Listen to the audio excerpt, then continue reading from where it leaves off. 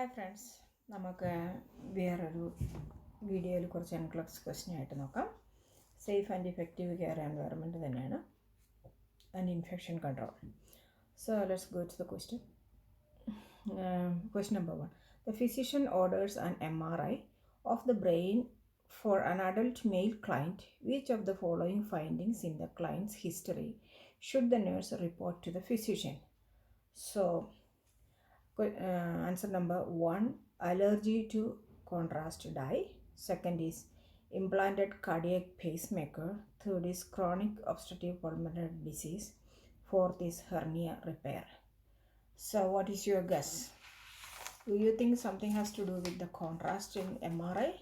It's nothing, yeah? So you can eliminate that one. Allergy to contrast dye is contraindicated in CT scan with the contrast, not MRI. Okay.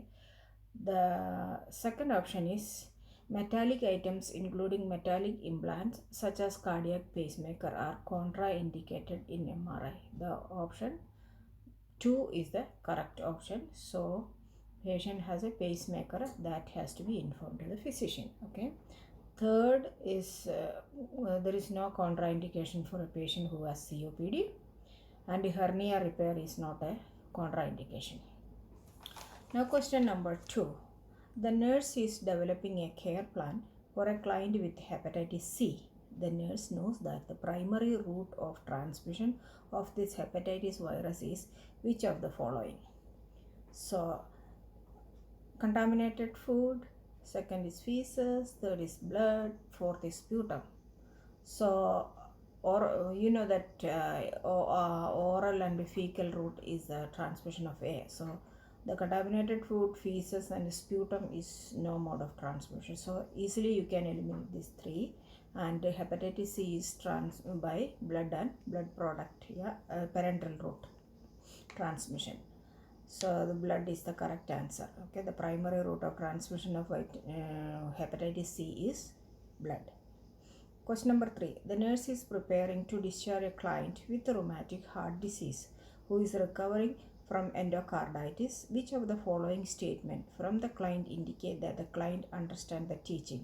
So our client has rheumatoid heart disease and is recovering from endocarditis. So what we are looking here is the client understand the teaching. So how you make sure that the client understand? You have given teaching, and which point the feedback from patient, which point you making sure that the patient understand your informations. First one is, I am so glad I don't need any more antibiotics now that I am feeling better. Do you think when the patient feeling better during the course of antibiotic he can discontinue? No, that is not doesn't make any sense, because if there is a required period, if patient is taking a period of and course of antibiotic, he should continue that. I can restart my exercise program in a day or two. That he can, but I will watch for signs of relapse the first few days after the discharge. The first few days may not have relapse but may come later on. So I will inform my dentist should I ever need any dental work. That makes sense. So let's go to the rationale. What it says, number 3.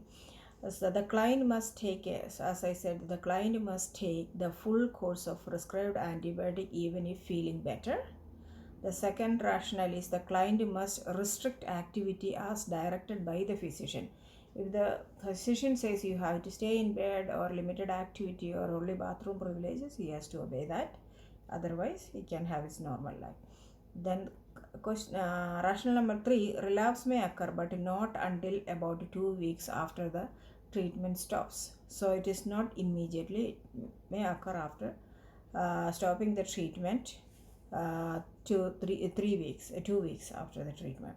The correct option for that, the susceptible clients must understand the need for prophylactic antibiotic before, during and after dental work. If a patient with rheumatic heart disease is going for dental work, he should have antibiotic before, during and after the treatment. Now question number 4. The nurse is preparing to test a client who has allergies from an unknown cause. Which of the following tests should the nurse perform? So we are looking for allergy. The patient doesn't know what is the cause of it. So which is the test we have to do? T-ZAG test. Test number 2 is patch test, Rene test, stress test. So let's go which test is the one for knowing the unknown cause of allergy. The answer is the rationale for this SET-SANK test is used to detect the herpes virus, so not for allergies. The correct answer is option number 2. The patch test identifies the cause of allergy, conduct sensitization, and indicate the client with a suspected allergies or allergies from unknown cause. So this is the correct answer. So the patch test is the one knowing the allergy and the cause of allergy. That is the test done for now. Rene test compares bone conduction to air conduction in the ears. So ear conduction the test ചെയ്യുന്നതാണ് Rene test. And stress test is cardiovascular response to increase workload. If the patient is having stress during workload, if that to detecting that stress on the heart, that is the test is a stress test, assess the cardiovascular response during a test period, okay, in increased stress.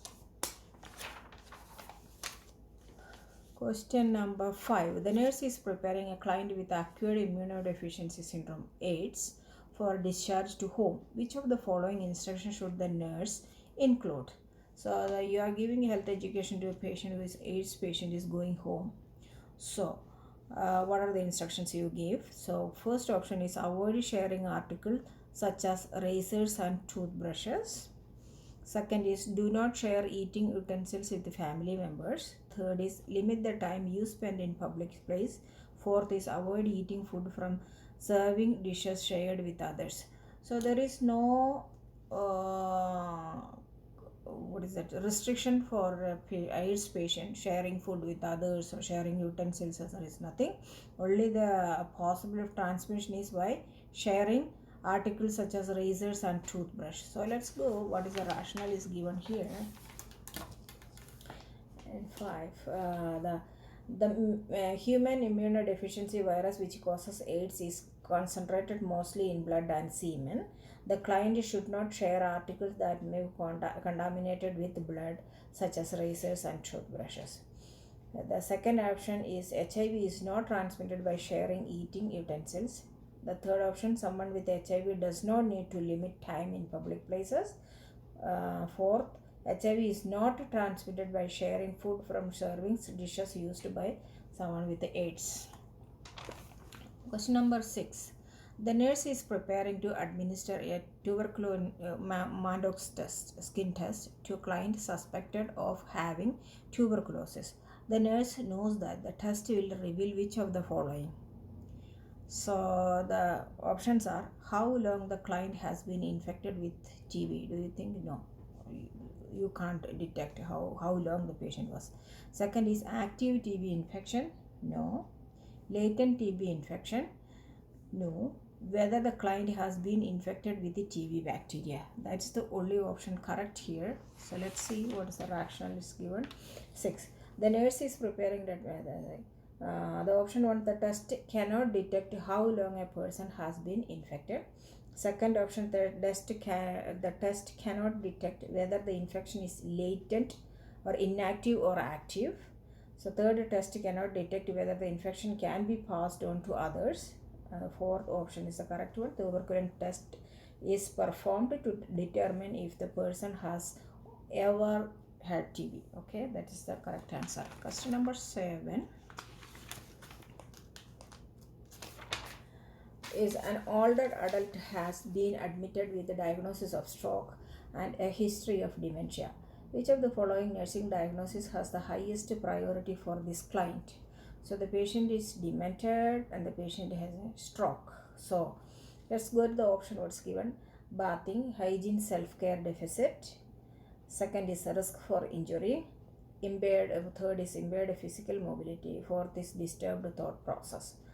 So we have to see highest priority. So here question number 7 rationale is where bathing hygiene self-care deficit would not be the highest priority, because that is not a priority really. We can have bath or a hygiene later on. That's nothing a priority.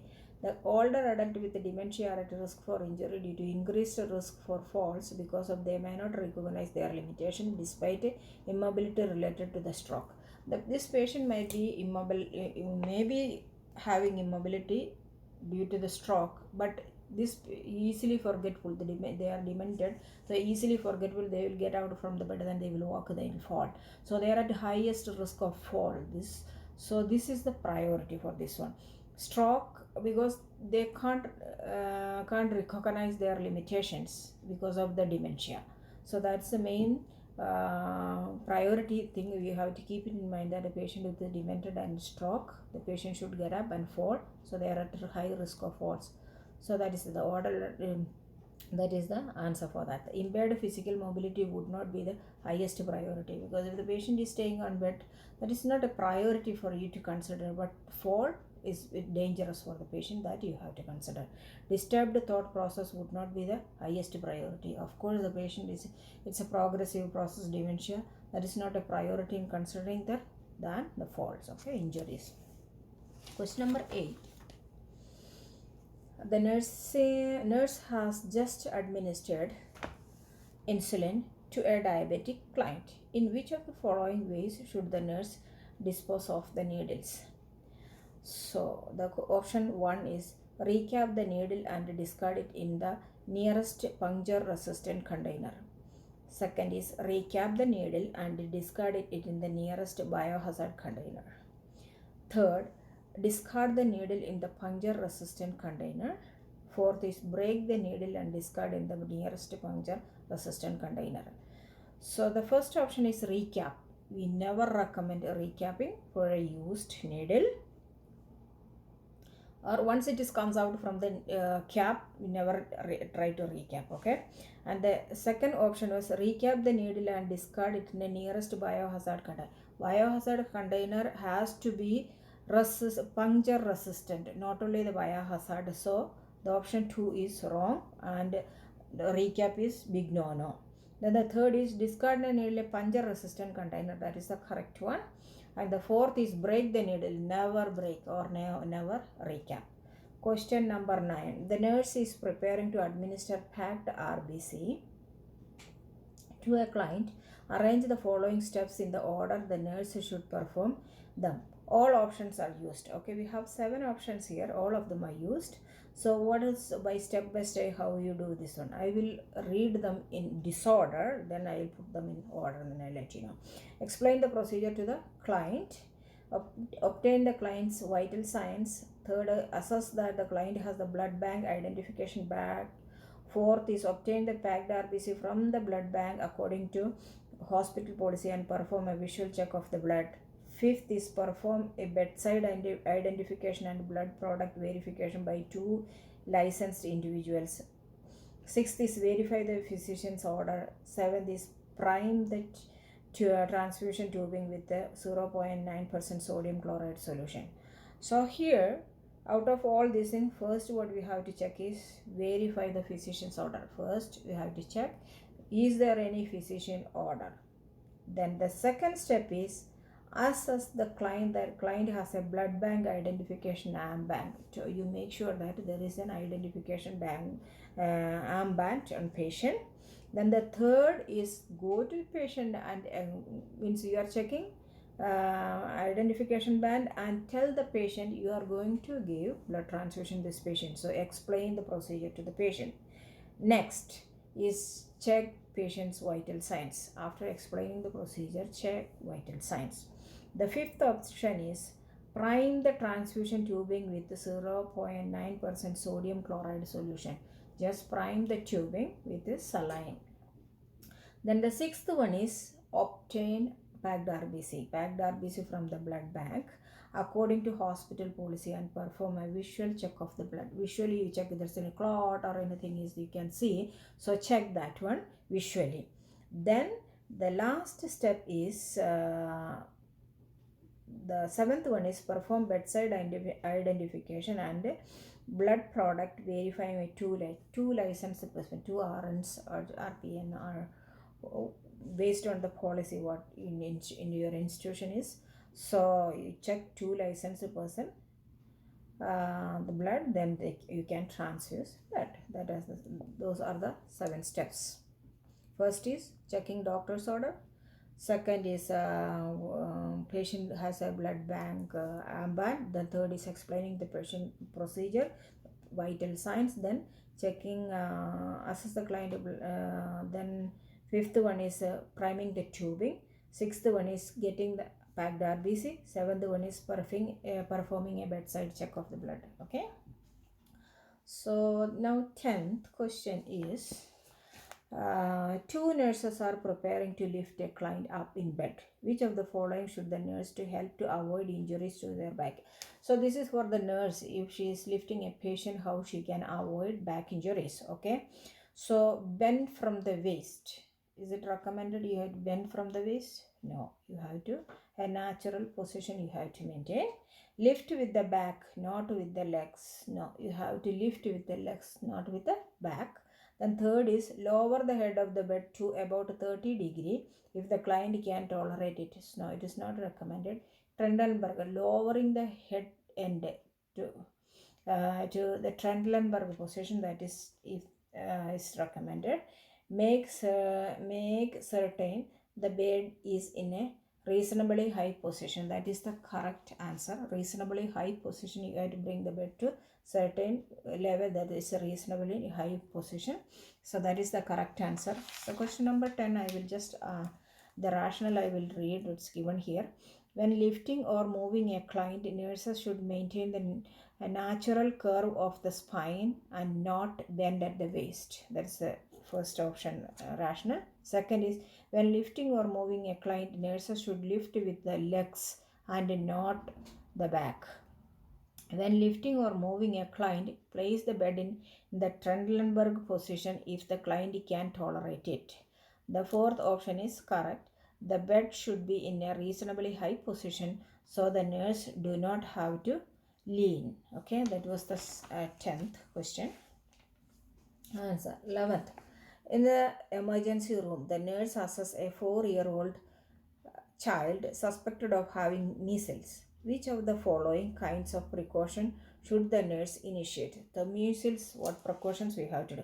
Contact precaution, droplet precaution, airborne precaution, or reverse isolation. So the first is contact precaution is not used for measles. Droplet precautions are not used for measles. The precaution used for measles is correct is airborne precaution are used to prevent the transmission of infectious agents that remain infectious over long distance when suspended in the air. So reverse isolation is not used for measles. So here airborne precaution is used for measles. Okay, because the droplets is a suspended droplets is there in the air. So even in the cough or the sneeze, so that particles will be there still in the air. So airborne precautions is recommended for measles. Question number 12. A female client comes to the emergency department reporting vaginal discharge, irritation of the vagina, and need to urinate often. The nurse suspects a sexually transmitted disease, STD, and the physician orders diagnostic testing of the vaginal discharge. Which of the following STD does the nurse know must be reported to the Department of Public Health? So, sexually transmitted disease, which one you will report to the public health? Okay, genital herpes, human papilloma virus infection, gonorrhea, trichomoniasis. So, let's see which one you have to report to the public health. So the first, this genital herpes is not a reportable disease. So you don't have to, for the genital herpes, you don't have to report to the public health. Next, human papilloma virus infection is not a reportable disease. That one also So here HPV is not required for reporting. Then the correct gonorrhea must be reported to the Department of Public Health. So gonorrhea must be reported to the, so they will track whoever the patient has in contact with, then they'll also need a screening and treatment for that gonorrhea patient. Trichomoniasis is not a reportable disease. So trichomoniasis not required, HPV not required, and genital herpes is not required. So gonorrhea is a disease to be reported to the public health. Then 13th question, an elderly client who is not oriented to time, place or person had a total hip replacement. The client is attempting to get out of bed and pull out the IV line that is infusing antibiotic. The client has bilateral soft wrist restraints and vest restraint. Which of the following intervention by the nurse are appropriate? Select all that applies. A SATA question. Ask the client if the first option is ask the client if he needs to use the bathroom and provide range of motion exercise every 2 hours. Second is document the type of restraint used and assess the need for continued use. Third, tie the restraint to the side rails of the bed. Fourth is obtain a new physician order for the restraint every 12 hours. Fifth, observe for correct placement of restraint. Sixth is tie the restraint in a quick release knot. So let's go and check what are the options we have to select here. 13. So the correct one is toileting and range of motion exercise should be provided every 2 hours while client is in restraint. If the patient is in restraint, so you have to do a range of motion and exercise for this every 2 hours, this client. Then that is the correct option. Second correct option is the client must be assessed frequently to ascertain when restraints can be removed, and this information must be documented. So you have to assess frequently, so whether the patient can come off from the restraints and must restraints and can remove, and information must be documented. So what is the update about that? How is still the patient required in restraint or not? You should document it. The third option is restraint should never be tied to the side rails because this can cause injury if the side rail is lowered without untying the restraints. So okay, suppose you have tied on the restraint and the bedside rails and you just put that railing down without untying, so it can cause injury. So never do that. Restraints should never be tied to the side rails. Okay. Now fourth one is a new physician's order must be obtained every 24 hours if restraints are continued. If you are continuing restraints, renewal of the order should be in place in every 24 hours. Next is a correct option. The nurse should observe for correct placement of the restraints. So she should observe is correctly placed. Is too much tight or it's too loose, or is whether there is a circulation of the patient can move fingers or toes like that. You should check it for the correct placement. Then the next one is a correct option. Restraint should be tied in knots that can be released quickly and easily. So you don't tie it so tight so it can't come off easily. So it has to be released quickly and easily. Those type of knots should be made. Question number 14. The nurse is preparing to administer a unit of packed RBC to an anemic client. After obtaining the blood from the blood bank, the nurse must begin administering it within which of the following time period? 15 minutes, second is 30 minutes, 45 minutes and 60 minutes. So how long you have to keep the packed RBC in your unit before starting? So the period. So next one is the nurse has up to 30 minutes to begin administration of blood product. So you got it from the blood bank and you reached in your unit. You have a time frame for 30 minutes to start. Okay, blood transfusion. After obtaining the blood product from the blood bank, the nurse must begin administering the blood product within 30 minutes. This time period is too long, 45 minutes and 1 hour. They are too long, it's late. So you don't keep blood 45 minutes or 1 hour to keep for transfusion. Okay, question number 15. The nurse is assessing an elderly client for risk of falls. Which of the following should the nurse collect? Risk of falls. The facilities restraint policy. Which of the following should the nurse collect? Okay, risk of fall. So you have to collect information from the patient. So the facilities restraint policy. Anything has to do with that restraint policy? Of the, no. Gait, balance, and visual impairment information. Psychosocial history. The facilities environmental safety plans. So let's see what are the rationales given here. The correct is false risk should include assessment of gait, balance, and visual impairment. So other all options are wrong. The facilities restraint policy is not related to fall risk of assessment. The client's psychosocial history is important but not in relation to risk of falls. Then the facilities environmental safety plan is not relevant to fall risk. Okay. So that's it. So only the patient gauge visual issues like that you have to ask, not something which is related to the institution. Next, the nurse 16. The nurse is administering nightly medication which include an anticoagulant and a stool softener. Which of the following should the nurse do first before administering the medication? So patient is going to get anticoagulant and stool softeners. Okay, so before administering the medication, what you have to do? First is scan the medication label and the client's wristband. Second, ask the client his or her name to properly identify this client as the one for whom the medication were ordered. Third, match the client's date of birth and name on the client's wristband with the same information on the medication order. Fourth, match the client's name and room number with the medication order. Let's go to the rationale. The scanning the medication, the first option, the scanning the medication label and the client's wristband might be correct if the institution has a bar coding system, but it is not the first thing you would do.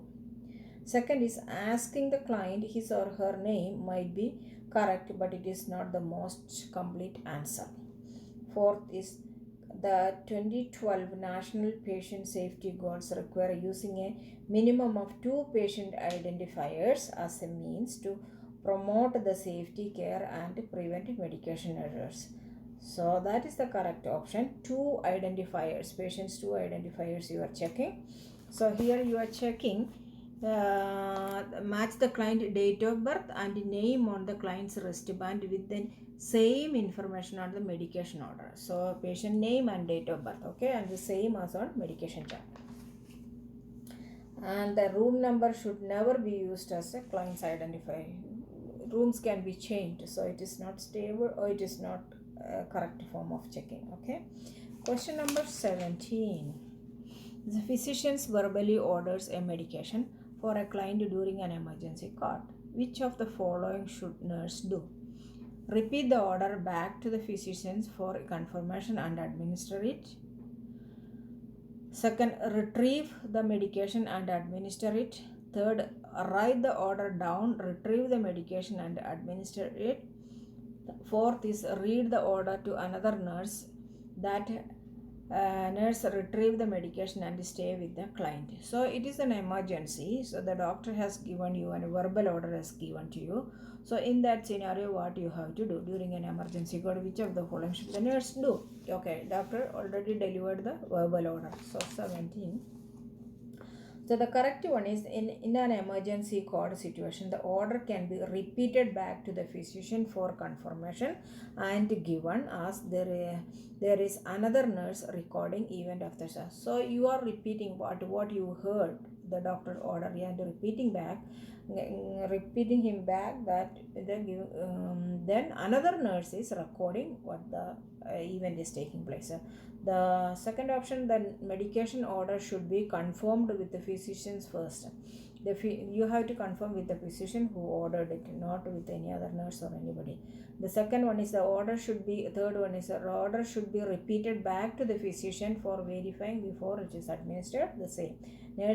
The fourth is the nurse should confirm the order with the physician first. That is the first step you have to do.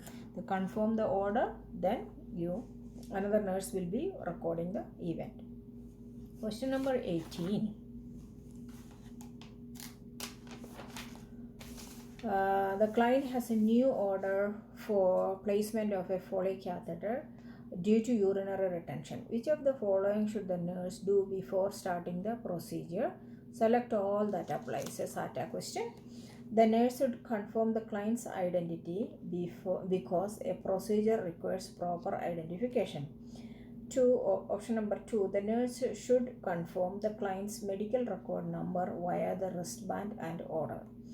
Third option, ask the client his or her name only because this is a procedure and not a medication administration. Fourth, the nurse should confirm the client's name via the wristband and order.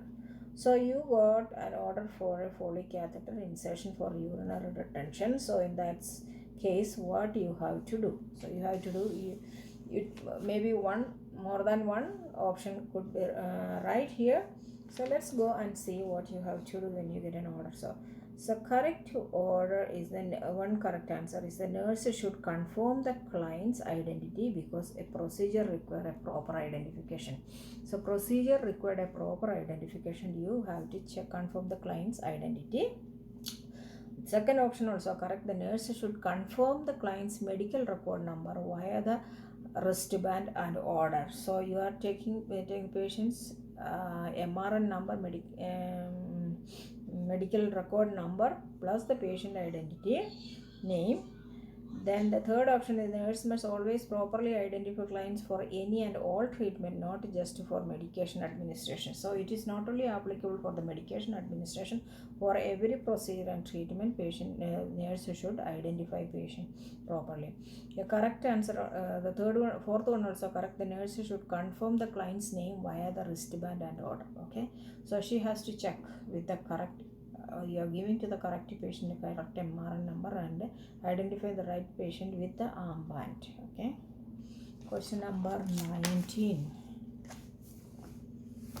Which of the following action by the nurse is the most effective means of preventing infection?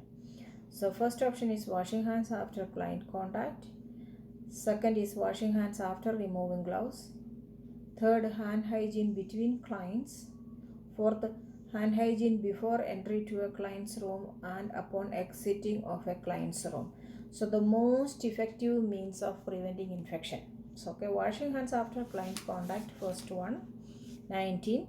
Washing hands after client contact is appropriate but not the most effective means of preventing an infection and is alone not enough. Okay. The next, washing hands after removing gloves is appropriate but not the most effective means of preventing an infection and alone is not enough. Third option, hand hygiene between clients is appropriate but not the most effective means of preventing an infection and alone is not enough. Fourth is hand hygiene should occur before entry and upon exit of all clients' care transactions. So that is the correct one. Before entering and when you exit also, both time you have to do. That is the most effective means of preventing infection, because anything from your hand, it's not going to a patient because you are washing before entering into the cell. Anything from the patient is not transmitting to other patient because you are washing your hand when you exit. Okay, that's the correct most effective way of preventing infection. 20. The client is an obese male with decubitus ulcer. Treatment of ulcers require frequent turning and repositioning. The nursing unit has a special lift that allows for turning of patients and placement into a bedpan without any lifting on the part of the staff. The client urgently requires the bedpan. Because of the lift apparatus takes a few minutes to set up, which of the following should the nurse do? So there is devices they can lift, but patient is urgent and takes setting up the apparatus takes a few minutes. So what you will do in that scenario? Quickly assist the client into the bedpan without the lift because he needs use it urgently. Third, encourage the client to try to be patient and set up an apparatus. Third is get the assistance of an aide to help lift the patient.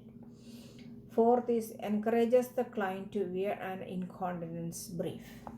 So what you will do? So patient in urgency and you don't have time for setting the apparatus. So what you will do here? Answer is first, quickly assist in the first option. Let's see, quickly assisting a client in the bedpan is a tempting answer and might happen frequently in real life. However, this is not the best or safest option for the client or the nurse. Okay, so that is not, but in real world it may happen, but that is not the answer here and NCLEX is looking for. Next is encourage the client to wait while the apparatus is set up. It is more important to prevent potential injury to the nurse. Nurses are commonly affected by ergonomics injuries related to lifting and moving clients. So you are focusing on a nurse injury here. So you are letting the patient know that you have to wait until the apparatus is set up. So you are telling the patient to wait until the apparatus is set up and to prevent injury to the nurse, ergonomic injuries. Okay, so this is not the best of safest option for the client or aide. So because you are asking help from other person, aid to help the patient, lift the patient now. And third, encouraging client to wear an incontinence brief if inappropriate. So the patient recognizes there is a biological urgency, biological call. So patient identify in that scenario, you don't have to give an incontinence product for them. So this is inappropriate. Okay, so you have to just make the patient, convince the patient, and you wait for the apparatus to set up, then that is it. 21. A client has experienced multiple episodes of hyperglycemia not manageable by subcutaneous insulin injections. The client has an active order for infusion of an insulin drip for glycemic management to be discontinued at bedtime, after which the client is NPO. The client's most recent blood sugar level taken at 3 p.m. was 60. Which of the following action by the nurse is the most appropriate? So here the problem is hyperglycemia episode not manageable by subcutaneous injections, and glycemic management discontinued at bedside at bedtime, after which the client is NPO. So after that the client is NPO. The client most recent blood sugar is at 3 p.m. was at 60. So, okay.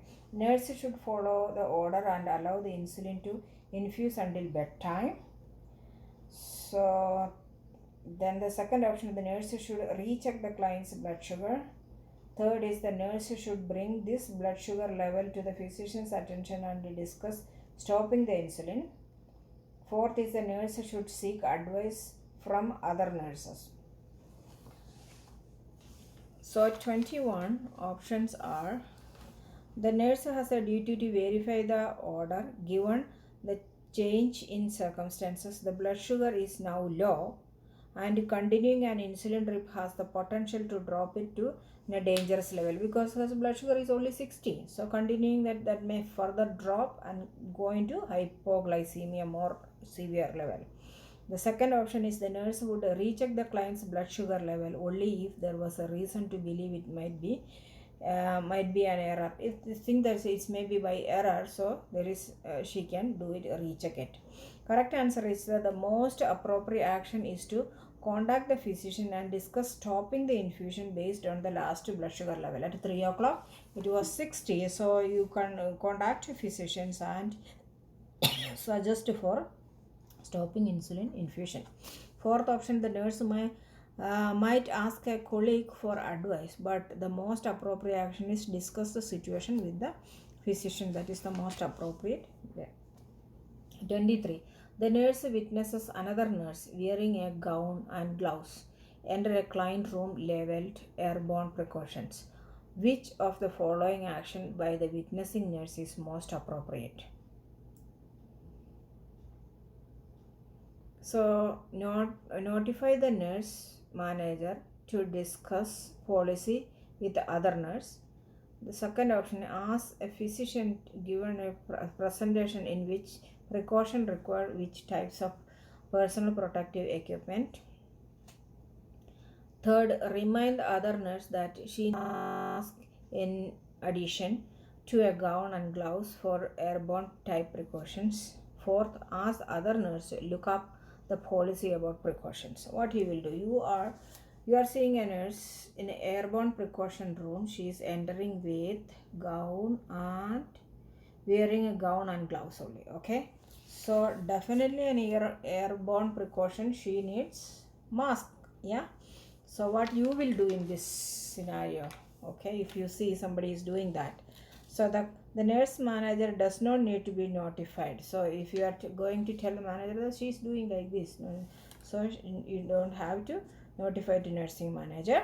The presentation about which precaution require which types of PPE does not need to be delivered by a physician. So you don't have to involve physician for this. Precautions are within the real term of nursing practice. It's a scope of practice for the nurses as well. So you don't have to involve physician here.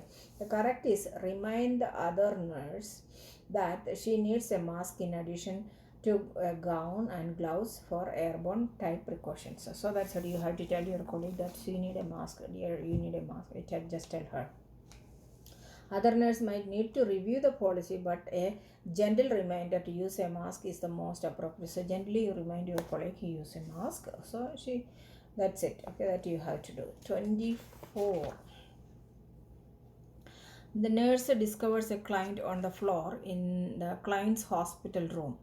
After examining the client and assisting him safely back to bed, which of the following should the nurse do first? So you are picking up a patient from floor. Okay, yeah, client is the floor and the client floor. Examine the client, assisting him safely back to the bed. Okay, file the incident report. This you can do later. Yeah, first you have what you have to do. Put the bed alarm back on. Third, institute a client observer to sit with the client and prevent further falls. Fourth, notify the nurse manager. 24. So what she has to do first is the nurse file an incident report after meeting the patient's care needs. Second option is correct. Putting the bed alarm back on is the most appropriate first step to promote immediate safety of the client. Third option is instituting a client observer might be appropriate, but not enough information about the circumstances of the client and the manner in which he got to the floor is given in a question stem. Okay.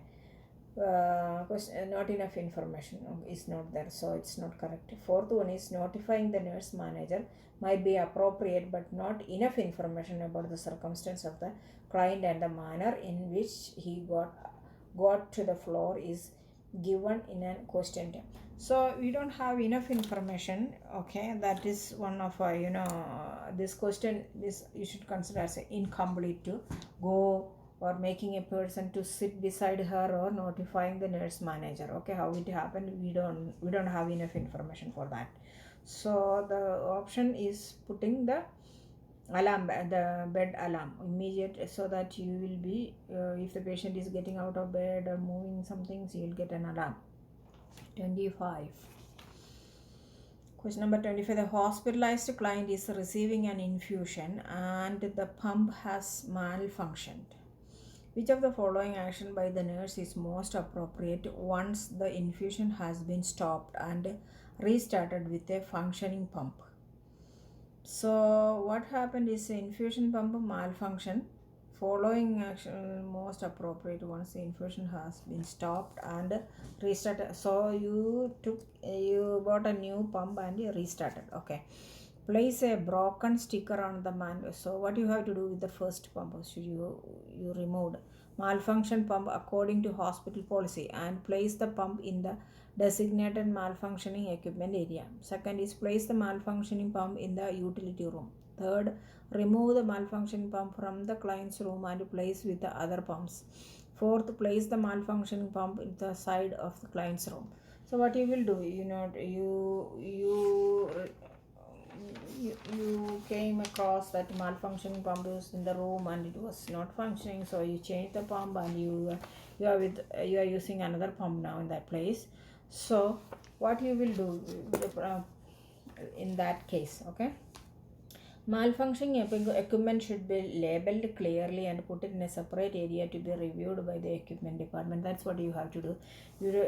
Please, other things like placing a malfunction pump in utility room may inadvertently allow the pump to re-enter in circulation, and so if there is no notice and it is not kept for repair, so the other people will go and take it and may happen the same thing. So you have to put a notice in that and put it for the repairment area. Okay, placing the pump with other pump may the same thing. So people will think it is working, they will take again and it will happen. Placing the pump with the outpatient room is not also correct. 26. A nurse completes a peripherally inserted central catheter PICC line, okay, dressing change for a home care client. When removing the PPE, the nurse should do which of the following? First is remove the mask and then the gloves. Remove the gloves and then the mask. Remove only the gloves, there is no need to wear a mask. Remove only the mask, there is no need to wear gloves. So let's see what is recommended here. PP you are putting and you are using a PICC line. Dressing is remove. So one, the nurse should not file and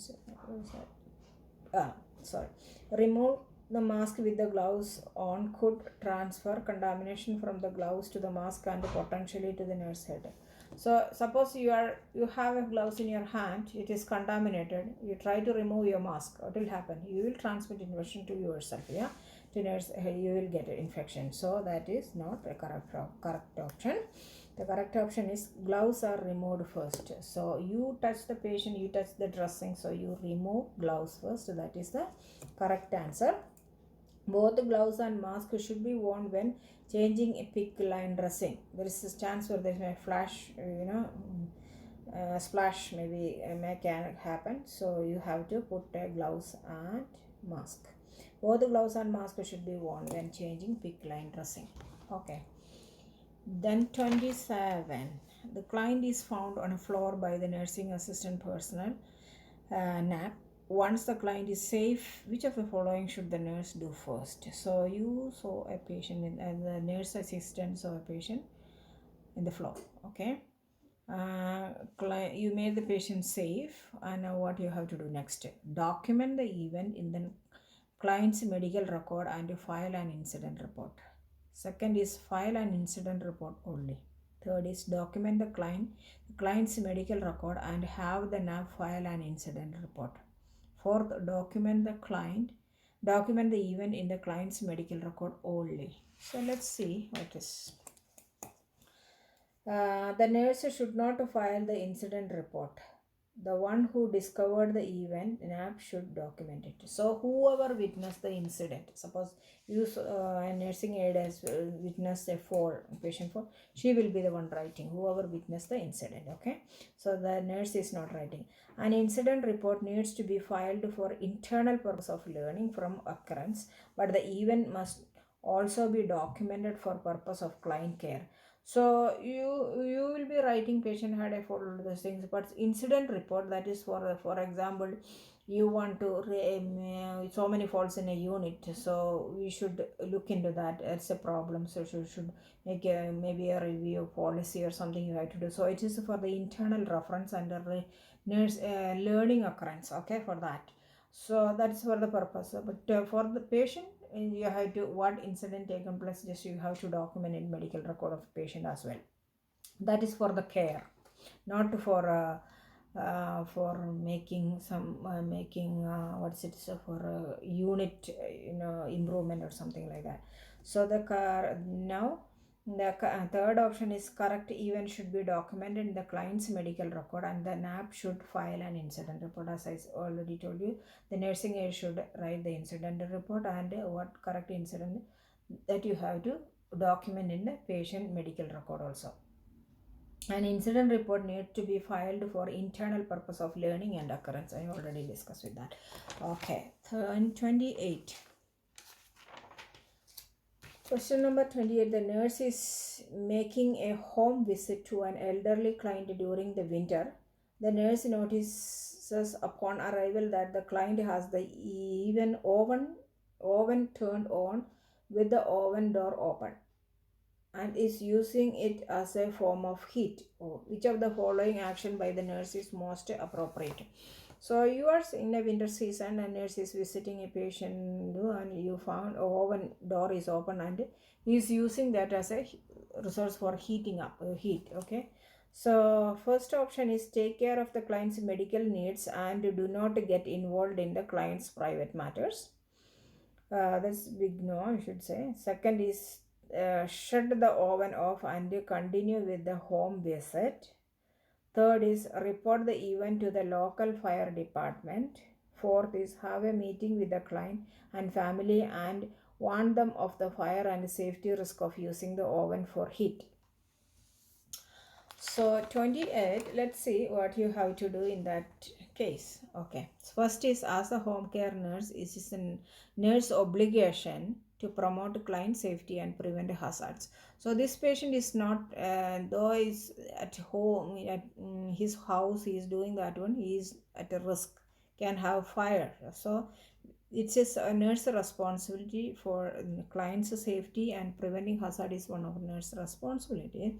So the first option is not correct. Okay, second is shutting the oven off and continuing with the home visit might be a tempting choice. The nurse might do this too, but it does not solve the problem if no education is done with the client and family, because you just turn it off and you are not explaining anything to them about the risk of leaving the oven open and fire hazard, all those things. If you are not discussing, if they don't know anything about that, so what is the use of it doing that? But you may have them to do that, but you have to explain to them why you did this and what are the risks. Okay, reporting the event to the local fire department is not necessary unless the nurse has a fear that this activity will be continued.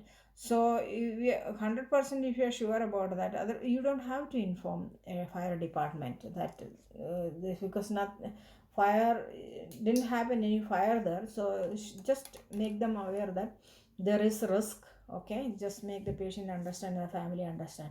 The correct option is have a meeting with the client and the family and warn them of the fire and safety risk of using the oven for heat. For heat. So question number 29. The medical center encounters a bomb threat. The emergency response team informed the staff that the threat is legitimate and that clients should start being evacuated. Which of the following clients should the nurse begin evacuating first as the safe designated area? So which patient in a bomb threat? Okay, you are evacuating a unit and emergency response inform the staff. So evacuation is taking place. Whom you will evacuate first? 29. Okay, so who can walk, run? So ambulatory, they will be the first going out. Ambulatory clients has the potential to wander and end up in an unsafe place if not directed directly. So they may run here and there. So properly directing them to go this direction, that they will be the one going first. Okay, bedridden clients cannot live without assistance, so therefore they would be evacuated subsequently to the ambulatory clients. Then second is ICU client cannot live without assistance, therefore they would be evacuated subsequently to the ambulatory client. So this like bedridden, ICU patients, infant client, this all will go afterwards, but the ambulatory they will be panicking and they will run here and there. So give them a correct direction and they will be the one going for evacuation first. Okay, and question number 30. The nurse discovers that the last dose of intravenous antibiotics administered to a client was the wrong dose. Which of the following should the nurse do? So option number 1, Document the event in the client's medical record only. Second is file incident report and document the event in the client's medical record. Option 3, document in the client's medical record that an incident report was filed. Fourth, file an incident report but don't document the event in the client's medical record because information about the incident is protected. So question number 30, what you have to do is you have given a wrong dose. Last antibiotic dose was wrong. So what you will do? So the event should be, first one is the event should be filed both in incident report and the client's medical record. So the correct option is the event should be filed in an incident report and in the client's record. So the nurse should they should not document in the client's medical record that an incident report was filed. The incident report is for internal purpose of learning for the institution. Next is the event should be filed in both the incident report and the medical record. Okay, that's it. That's hope these questions help you a little bit for your NCLEX exam. Thank you for watching.